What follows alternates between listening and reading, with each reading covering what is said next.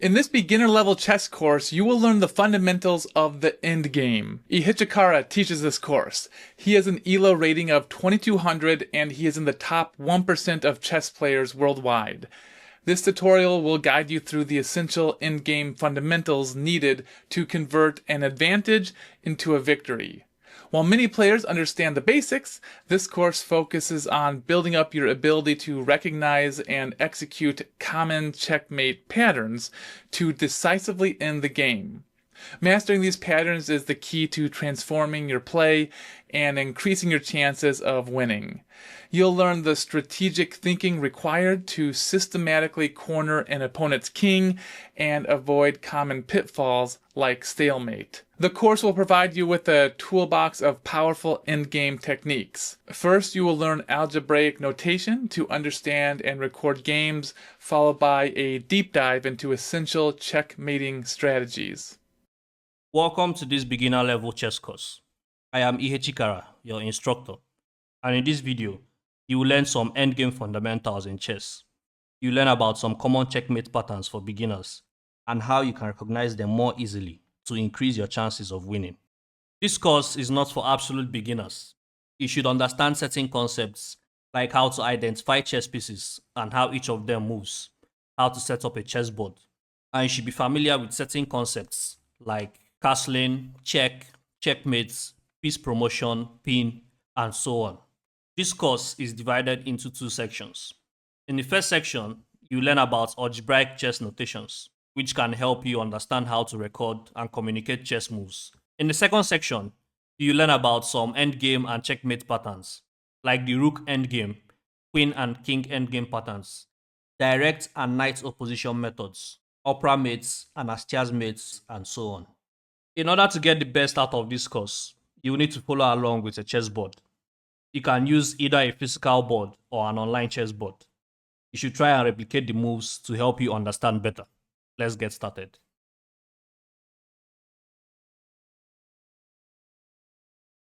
So what are chess notations? A chess notation is a method of recording moves in a chess game. In a physical chess game, it usually involves two players writing down moves as they are played. While there are other forms of chess notations like descriptive, coordinates, numeric, and so on, we'll focus on algebraic chess notation. So what is algebraic chess notation? Algebraic chess notation is the standard way of recording chess. Each notation shows the move number, the piece moved, and the position of the board where the piece was moved to. In some cases, the notations also show an action performed, like a check, a checkmate, castling, and so on. In order to understand how to write notations in chess, it is very important that you understand how the board works. A chessboard is made up of 64 squares, which we can divide into two categories, files and ranks. We have 8 files in a chessboard. If you look closely at the base of the chessboard, you can see alphabets, lettered A to H. Each letter represents a file. So this is the A file, this is the B file, this is the C file, and so on, all the way down to the H file.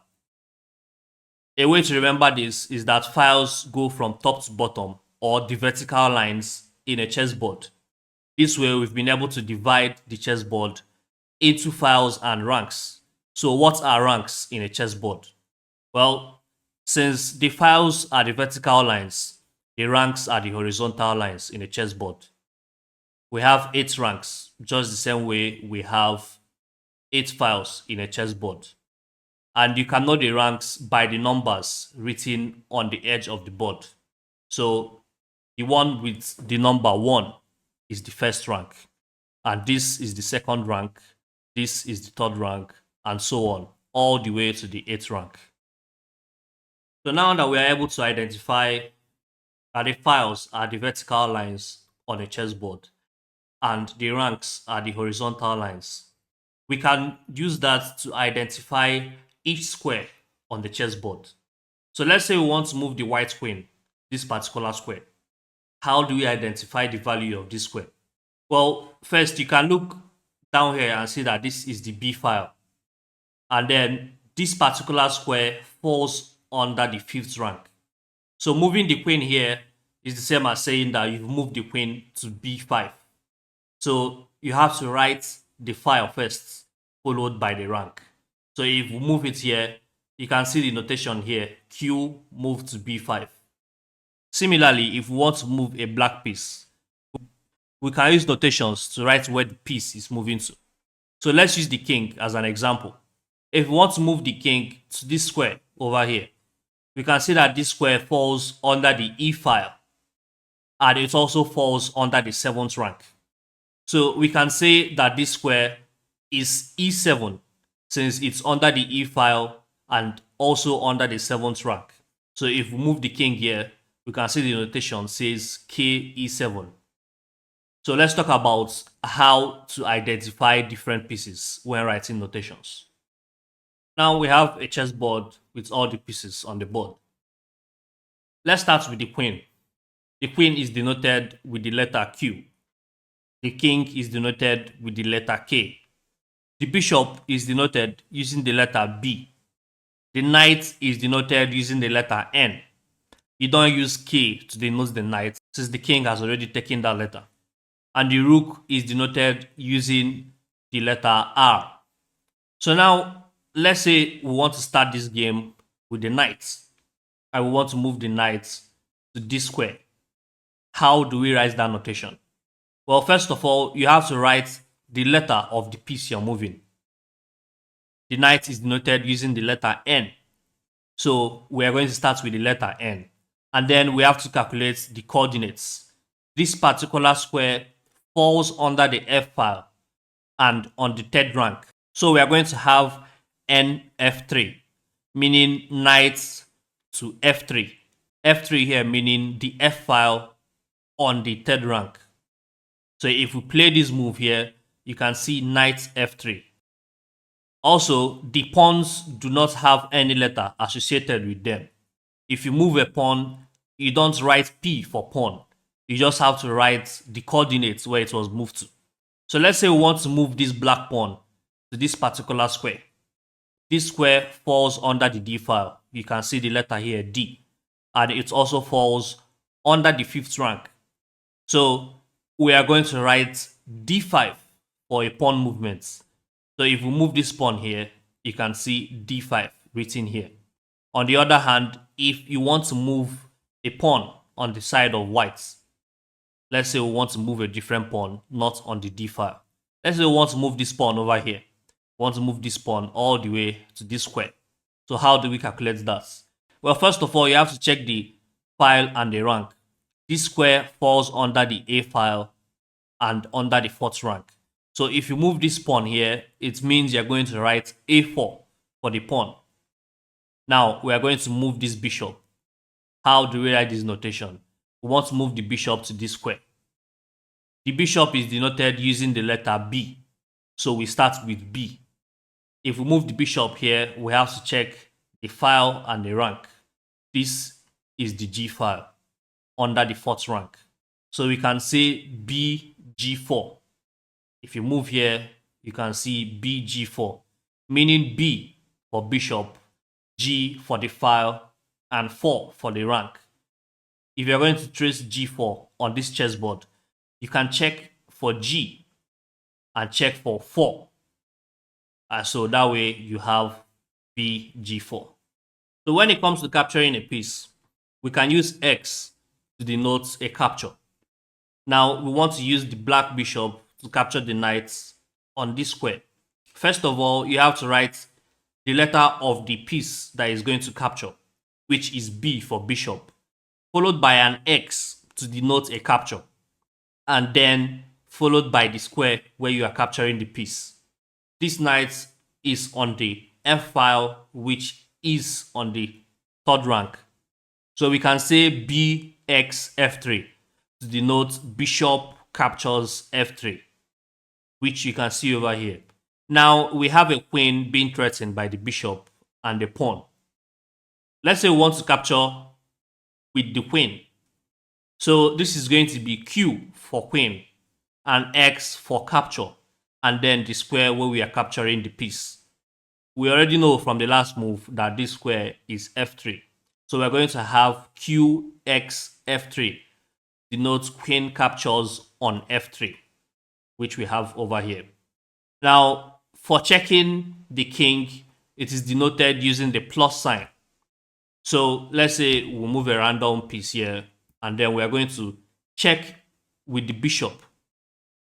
So if we move the bishop over here, we have bishop b5 and a plus. So b here denotes the bishop, and b5 denotes the square where the bishop is standing on.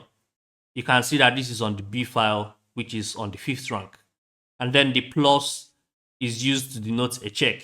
This bishop is directly checking the king. When it comes to castling, let's say this bishop, let's say this pawn blocks this part. Now, this is not a normal chess game. We're just using this to see how chess notations work. When castling to the king side, you can denote that using 2 zeros or 2 O's. So we castle to the king side. You can see in the notation that we have 2 O's or 2 zeros. If you're going to castle to the queen side, this would be 3 zeros or 3 O's. And with that, you now have a basic understanding. And with that, you now have a basic understanding of how chess notations work. Now we are going to look at some basic checkmate patterns in chess.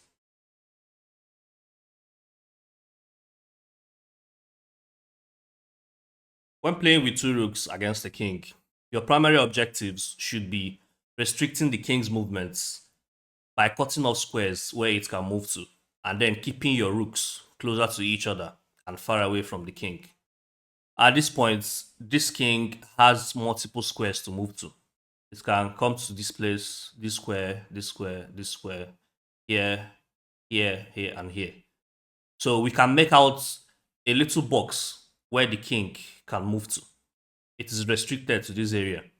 So in order to restrict the movements of the king, what we can do is to move this rook to e2. That way we've cut off this particular e file. So the king now has a limited amount of space to explore. Now let's say the king moves to f5. This is an attempt to get closer to your rooks. Because if you happen to play rook to e5, which gives you a check here, the king can easily capture your rook. So the right thing to do here is to stay far away from the king. And the disadvantage the king has is that it can only move to one square at a time. If you move your rook all the way up, the king now has a whole lot of squares to cover in order to get to your rook. So with these arrangements, you can also set up your rooks to limit the space where the king can move to. Now the king has 5 possible squares to move to. The king can move to f4, f6, g4, g5, and g6. So let's assume the king moves to g6 and attempts to get even closer to your rook. Now the issue with this is the king cannot move past the e file because you already have a rook blocking that file. And this gives you the opportunity to play a move that checks the king. Now with the check on f8, the king can move back to the e file. And this rook is already occupying the f file, meaning that the king is forced to move into the g file. Now, naturally, the king is going to try and capture this rook over here. So he's going to move to g7. But now, if you can easily move your rook all the way down to the board, now you have more advantages. You've claimed the f file, you've claimed the e file, and you've pushed the king into the g file. And the king also has a long way to go before it even gets to your rooks. At this point, all that is left to do is just to keep pushing the king towards the edge of the board. So if the king moves, let's say, to g6, you can just check the king with the rook. The king cannot move into the f file. This rook is occupying the g file. So the king is forced to move into the h file. So let's say it moves here. Now you can deliver the checkmate and then the game ends. This is just one way of winning a game where you have 2 rooks against the king. The whole process is similar. All you have to do is push the king towards the edge of the board by restricting the squares where it can move to, and then keep your rooks closer to each other if possible. In some cases, you don't even need to keep your rooks closer to each other. If there's enough space to push the king towards the edge of the board by having the rooks on either sides of the board, then you can still do that. Let's look at another example. In this position, the king is already in a bad spot. It is so far away from the rooks, and you have enough space to restrict its movement. If you move your rook here to a6, you're now cutting off this rank, meaning that the king cannot cross over to that part. Similarly, if you move your rook to f4, you've blocked off the f file, restricting the king within the g and the h files. So let's say you move to a6. The king is not close to your rooks, and it's only limited to 1 square per move. If the king moves here or on any of these squares, it's not going to make any difference. So let's say the king moves to f7. You can check on b7. The king cannot proceed past the 6th rank because you're already blocking that rank with your rook.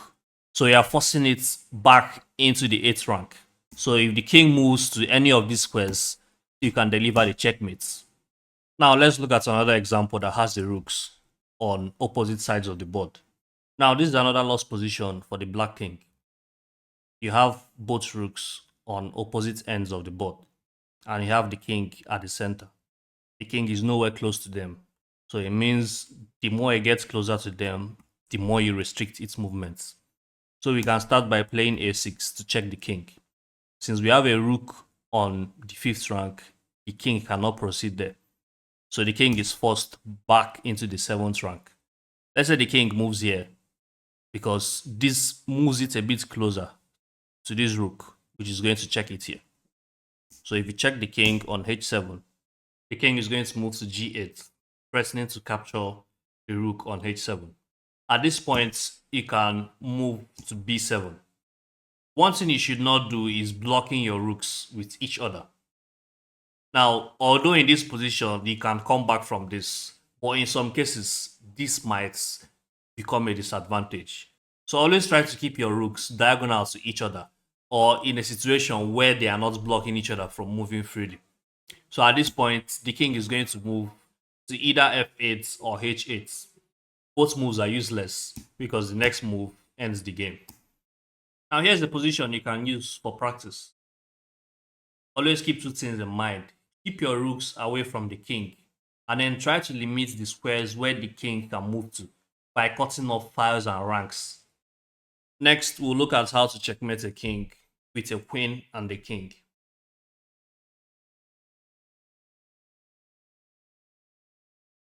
There are different ways of winning a game when playing with a queen and a king against an opposing king. But one of the most efficient ways is using the knight move method. So this involves moving your queen as though it was a knight. So if, for example, you check how many squares on the board can put your queen in a position that simulates the move of a knight. You can see for d6, this is a knight move. Another position here would be c5, which also simulates a knight move. Another position here is g3, which is also a knight move. Another position here would be c3. This is also a knight move. Now, as you would see when we start playing these knight moves, this slowly shrinks the box where the king can move to. At this point, the king is limited to this space. But using the knight move, we are going to slowly push the king towards the edge of the board. I'm going to start by moving the queen to d6. The d6 move already shrinks the box. Now, we were here before, which gave the king free movements within this area. Now, with the queen on d6, that box shrinks. The king can, of course, move to any part of the board where it wants to, as long as it's not under check. But let's assume that the king moves to e3, which is here. What you have to check next is which other move can I make with the queen that puts it in a position that looks as though it was a knight check? So if you move your queen to e5, this is a knight check if that were to be a knight. And that also shrinks the box again. You can see how this box is slowly shrinking. So if the king moves, let's say, to g4, you can simply come down to f6. This shrinks the box again, and at the same point, it imitates a knight check on the king. Let's say the king now moves to g3. Again, you have to move your queen to a position that imitates a knight check. So if we move to f5, this looks like a nice check. At the same time, you are shrinking that box. Again, the king can move to either h4, h2, or g2. Wherever it moves to, it still becomes a problem for it if you can move the queen to a square that imitates a knight check. So let's say the king moves to g2. Now you can move your queen to f4. Again, imitating a knight check, at the same time shrinking the box. Now the king has 3 positions to move to, or 3 squares to move to. If the king comes to h3, you can simply move your queen to g5. That way the king has now been pushed to the edge of the board. If the king moves to g1, you can bring your queen to f3, which is another knight check. So let's assume that the king moves to g1. You can move your queen to f3. Now, the king is going to have one more square to move to, which is h2. At this point, you can move your queen to g4. You successfully push the king all the way to the edge of the board, and your queen is still imitating a nice check. At this point, the king can only move to h1. But this is one of the most important things you should have in mind when you get to a position like this. You should not move your queen closer to imitate a nice check. Because if you do this, it's going to be a stalemate and the game ends as a draw. So if you move your queen to g3, the king has nowhere to go to, because all those moves are now illegal. So the game ends as a stalemate. What you should do instead is to bring your king closer. At this point, you've been able to box the king into a corner. The king only has 1 square, or rather 2 squares to move to, h2 and h1. So at this point, you can start bringing your king closer. This king is just going to rotate between those 2 squares while you bring your king closer. And now you can deliver the checkmate. Now I'm going to play this particular position again with an engine to show you how effective the knight move method is when playing with a queen and a king against a king. So I'm going to continue from here and play with the computer. The strength for Stockfish is set to level 8, which is the highest. So we can start now. So I'm going to play the knight move to imitate a knight check on the king. Now Stockfish is going to play. It's moved to e3. So at this point, I have restricted the king's movements within this area.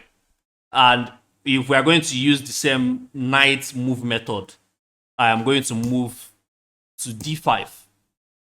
So let's see where the king moves. The king moves up again. The box is slowly shrinking. I'm going to move back, or I'm going to move forward to d4, shrinking the box further. Now the king moves to f3. At this point, I do not want to move up here because now we reverse the whole position. I am going to come down to e5. I am still shrinking the box and still pushing the king back. The king moves upward. I'm going to move to e4. The box is still shrinking. So let's see where the king is going to move to. Good. Now I'm going to move to f3. The king now has 1 position to move to, which is h2. Now I am going to move my queen down to g4. Again, we are back into this position. The king can only move to h1. I do not want to move to g3 at this point. Moving to g3 becomes a stalemate. So at this point, I can bring my king forward.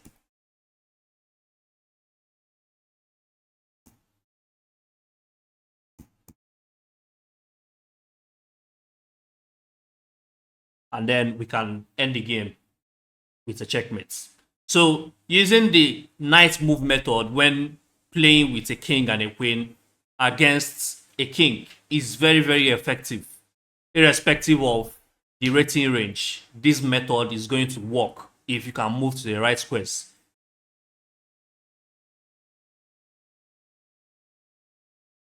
We're talking about how to win an endgame with a rook and a king.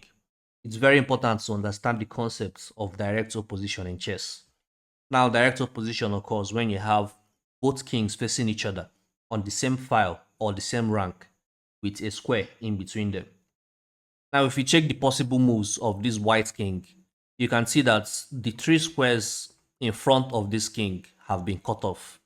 So the white king cannot proceed past these lines because it's in direct opposition with the black king.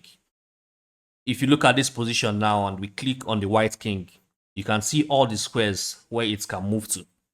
Whereas when it is in direct opposition with the black king, the squares in front of it, directly opposite to the other king, cannot be accessed by the white king. Now we're going to play with a rook and a king against the opposing king.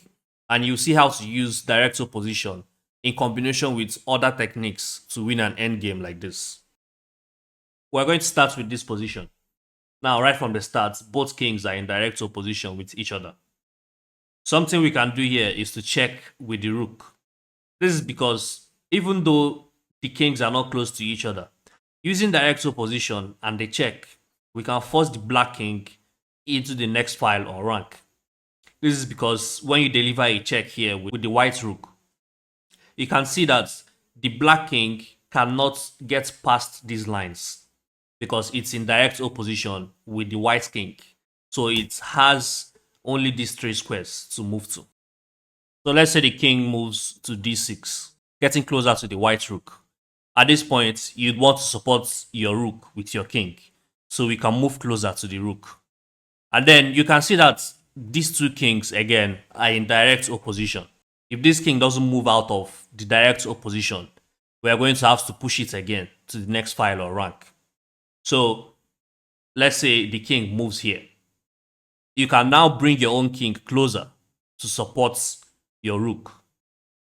At this point, you would want to avoid checks because checking the king just gives it room to escape.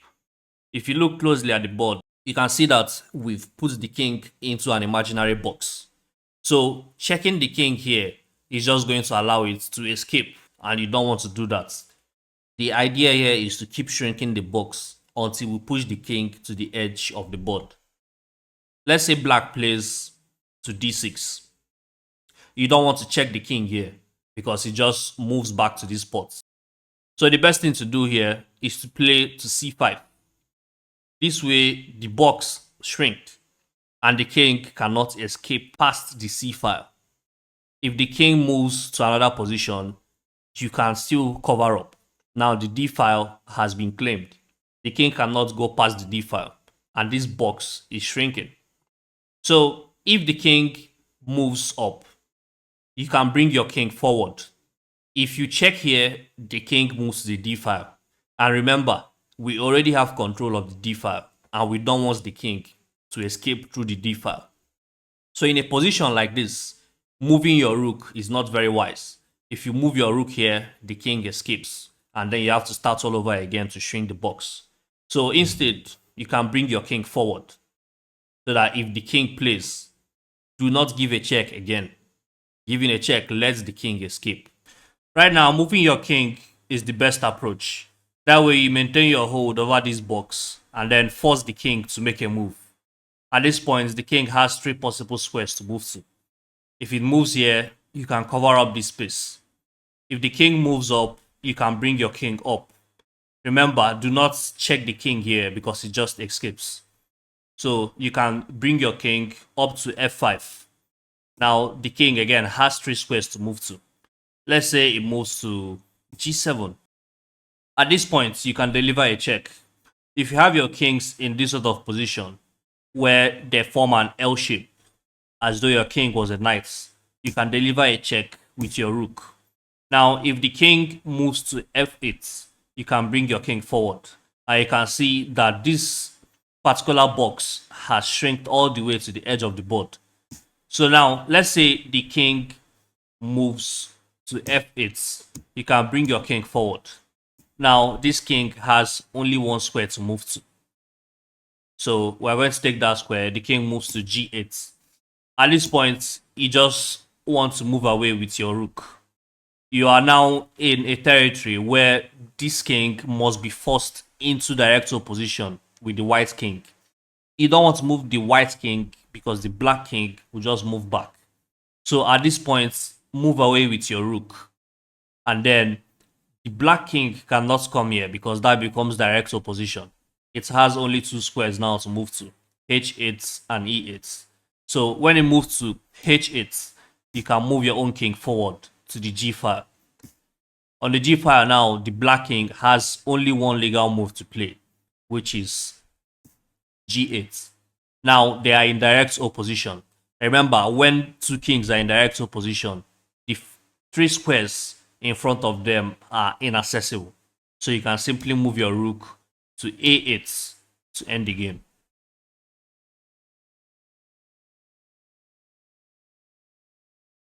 In this section of the course, we're going to go over more checkmate patterns. But these ones may happen at any point in your game. You can either set them up and plan and execute them on your own, or they may actually happen by chance. The goal here is to try and understand how these patterns work so that you can recognize them in your games. The first pattern we're going to talk about here is the back rank mate. The back rank mate happens when the king has 3 of its pieces blocking it. As you can see here, if we move the rook to d8, this becomes a checkmate because the king has no way to escape from. So a back rank mate involves a king trapped behind its own pieces, and in most cases, those pieces are usually 3 pawns. So if I move here to checkmate the king, the game ends. Now this is the second position. We're still dealing with the back rank mates. But in this case, we're going to have to trade pieces in order to arrive at the mates.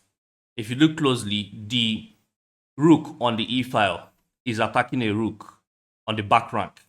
Now, if we trade this rook for this, we are forcing this one to capture it. At that point, we have our queen to deliver the checkmates. So if we play rook captures, we now have a queen threatening this piece. But now, if you look very closely, we have 3 pawns blocking the king's escape. So if we capture this, the game ends. This is another version of the back rank mates. Now we have the king trapped in the a file. It has no escape. Its pawns are already on the same line. In the other lesson, or in the other puzzle, we saw that the pawns were positioned on the 7th rank. In this case, you just have to move your rook to a1, deliver the checkmates. This is another position that leads to a back rank mate. If you look closely, this king has an escape route, but the queen is blocking that position.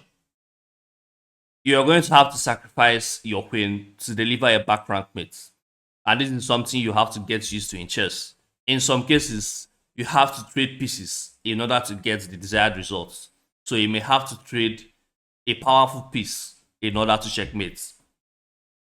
If we move our queen to f7, we're going to check the king.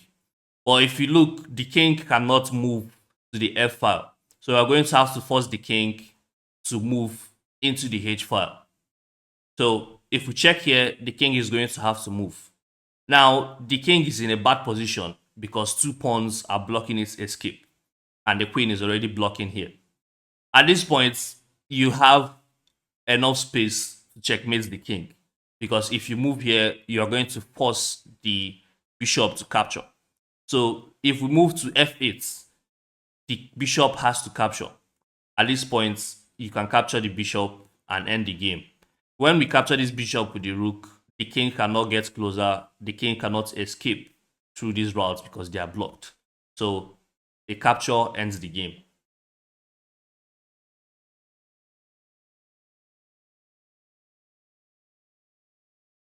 This is another checkmate pattern called Anastasia's mate.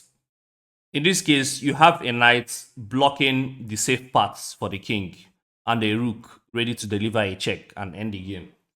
In this case, you can see that the king is already at the edge of the board. If you check with the rook already controls the h file that the king is on. But then the king cannot escape to g6 or to g8 because you have a knight blocking those squares. So if we play rook to h5, the game ends. This is the second position that we're going to look at to study how Anastasia's mate works. Now, if you look at the board, it looks as though white has more advantage. At this point, it's black's turn to play. This king has the h2 square open. And then if you look closely, we have a knight that can deliver a check on e2. If you play a check on e2, you are going to force the king to do either of two things. Move to h1 or move to h2. Now, it doesn't look like much is happening until you see that we have a rook that can proceed to the h5 square. If the king moves to h1, the game still ends. If you play your rook to h5, this king cannot return to the g square because we have a knight protecting these two squares. Alternatively, if the king had moved to h2, it becomes the same problem because now the knight controls g1 and g3 and the king has only the g file. So if we play the rook again, the king is trapped. The king cannot proceed to g3 because the knight protects that square. The king cannot proceed to g1 because the knight is protecting that square as well. And now with the check on the h file, the game ends. So let's go over some of the Anastasia's mate patterns on leeches. So in this pattern, we're going to have to trade our queen. If you look closely, we already have a knight on e7. And this knight is already attacking these two squares with the king at the edge of the board. But we need to force the king to get out of this position where it can be exposed for a check on h5. The queen can easily capture this piece and still have advantage in the game. But a better move here would be playing queen to h7. What does this move do? Well, when you play to h7, now you're forcing the king out of where it's being protected by the pawns and the rook. So if we play queen to h7 and capture, we are forcing the king out of his position.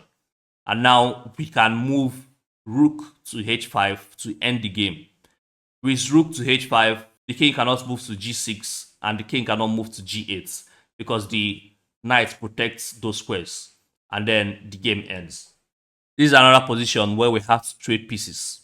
So again, we're going to have to check the king first to move it to the edge of the board. Now we're going to have to do the same thing. We have to sacrifice the queen on h7 to force the king out. So if you play to h7 and capture the king moves out and you can deliver a checkmate here. This is another position where you can practice Anastasia's mates. As you can see, this game looks like it's still in the middle game, which is a clear example that you don't need to be in an end game to win a game in chess. The game can still be starting or be in the middle game and you can still win. If we look closely, we have a knight that can check the king on e2. Checking the king on e2 forces it to move to the edge of the board on h1, which sets up another move where the queen can force it out of where it's hiding. And then having a rook here that can deliver a checkmate. So if we play the check first, the king moves to the edge of the board. The king cannot return to this position anymore because we have a knight protecting that square. Similarly, the knight is protecting this square. And now we're going to use the queen to capture the pawn to force the king out. Now, with the king out of its position behind the pawns, we have a rook that can deliver a checkmate on h6. If we play h6, the knight protects this spot and protects this square. So the king cannot move to either of those squares. So this ends the game with the rook on h6.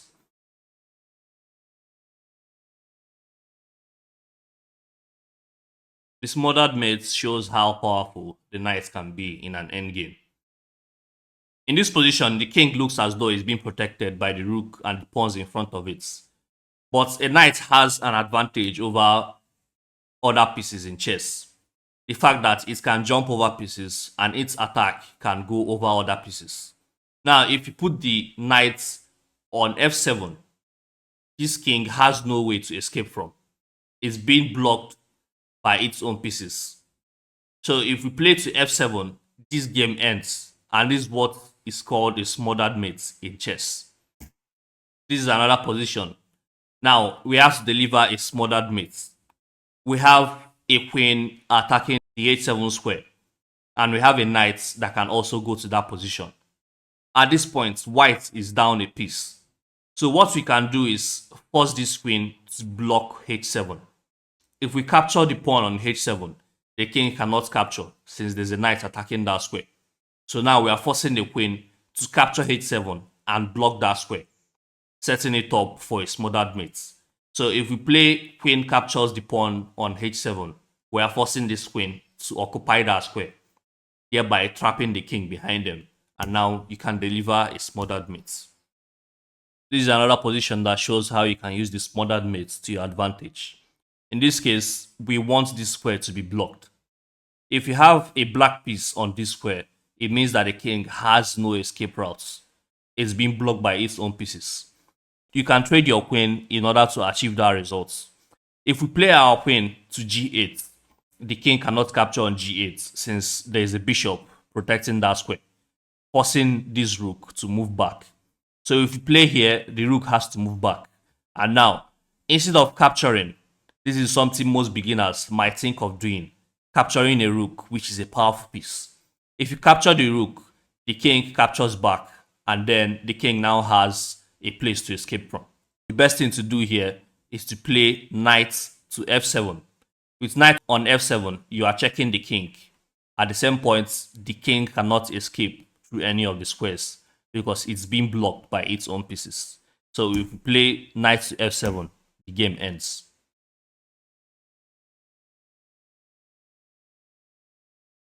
The upper mate usually involves a rook delivering a check in the back rank or file, a bishop covering this diagonal line where the king can escape from, and a piece or multiple pieces of the king blocking its escape routes. In this case, if we deliver a check with the rook on d8, the king has no way to escape from. This part is already blocked by the bishop, and the pawn here blocks the king from escaping through that rank or file. So this delivers a checkmate.